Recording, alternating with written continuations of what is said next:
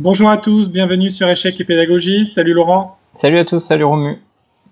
Alors aujourd'hui, une partie d'attaque, en tout cas c'est une analyse d'une position qui aurait pu survenir dans la partie entre les deux très très forts grands maîtres Morozevich et Movsesian, qui se sont rencontrés à Sarajevo en 2008.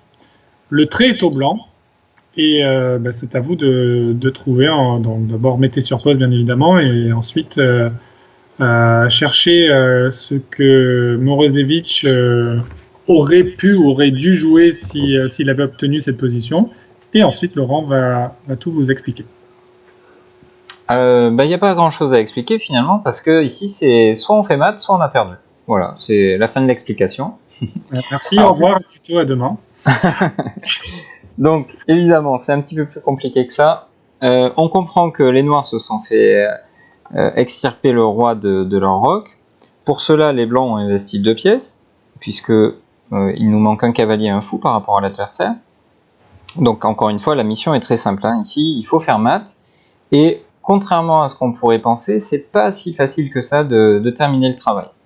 Alors, quelles sont nos ressources pour aller attaquer ce roi ou pour finir d'attaquer ce roi? On a bien entendu une dame qui est juste parfaite, ici au centre. La première idée qui nous vient à l'esprit, c'est dame H4. Elle contrôle la diagonale, elle contrôle la colonne également.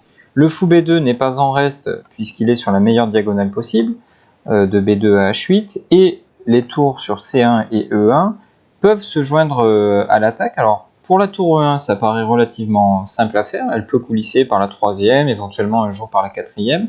Pour la tour C1, c'est peut-être un petit peu moins trivial. On peut penser quelquefois que tour C3, tour G3, pourrait arriver, mais on sent que les chemins sont peut-être un petit peu moins simples que pour la tour E1. Chez les noirs, on comprend bien qu'il y a des pièces d'avance, mais elles ne sont pas très bien placées. Le fou B7 est totalement enterré. La tour A8 contrôle une colonne absolument inutile, et le cavalier E8 notamment est un petit peu trop éloigné du théâtre des opérations.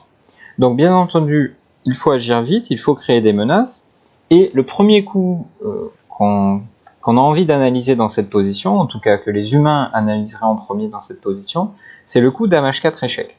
Avec quelle idée? Déjà, en faisant échec, on interdit à l'adversaire de construire sa défense. Enfin, en tout cas, on essaie de ne pas lui laisser le temps. Et surtout, après cet échec, on a libéré la case de 4 pour amener la tour et pour chercher à menacer différents mates. Par exemple, si fou prend B2, si vraiment les noirs sont très très gourmands, ils vont se faire mater après tour G4 échec, roi F5, et ici le coup très précis, tour E1, qui enferme définitivement le roi noir et va nous permettre de faire un mat, notamment par dame G5 ou dame H5 selon ce qui va se passer. Malheureusement pour les blancs, les noirs ont une ressource ici vraiment thématique. On va dire que c'est la façon moderne de se défendre. On ne va pas hésiter à jouer le coup F5 ici, qui à la fois va prendre le contrôle de la case G4 sur laquelle la tour E4 souhaitait aller, et par la même occasion va nous permettre de donner une case de fuite à ce roi. Et suite à ça, la partie reste extrêmement tendue. Par exemple, tour E6 échec, roi F7. Voilà. Même pour un ordinateur, c'est difficile d'évaluer correctement cette position. Peut-être que ça reste à peu près équilibré. En tout cas, il n'y a pas de gain immédiat pour les blancs. Donc, si cette position était survenue, il aurait fallu que Morozevich ait la présence d'esprit de ne pas jouer dame H4 échec, qui pourtant est le coup qu'on jouerait en boulette sur Internet, on va dire. Et à la place, il aurait fallu trouver le coup très spectaculaire tour C4. Alors Romu, ce coup tour C4, c'est quand même assez difficile à envisager parce qu'on sacrifie une nouvelle pièce et l'idée est un petit peu cachée. Ouais, tu l'as évoqué tout à l'heure, le roi en H6 n'a pas la possibilité de revenir s'abriter au milieu de ses pièces, puisque les cases H7 notamment est contrôlée par la dame E4.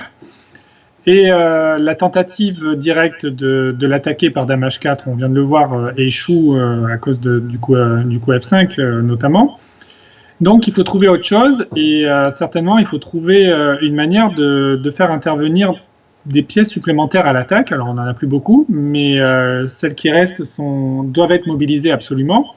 Et on pense notamment au fou B2 qui tu l'as dit, était bien placé sur la grande diagonale, mais qui pourrait aussi intervenir via la case C1 pour s'en prendre à ce roi. On voit que la dame effectue un très bon travail pour contrôler les cases blanches. Elle a besoin d'un allié pour s'occuper des cases noires, et en l'occurrence, c'est le fou B2 qui va s'y coller.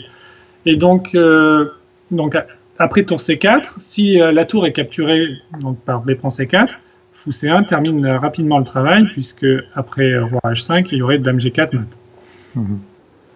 Donc après tour C4, le seul coup qui vient à l'esprit pour les noirs, c'est d'éliminer ce fou qui menace donc mat, donc par fou prend B2. Ouais, là on n'a vraiment pas le choix parce que cette menace fou C1, elle était absolument gravissime.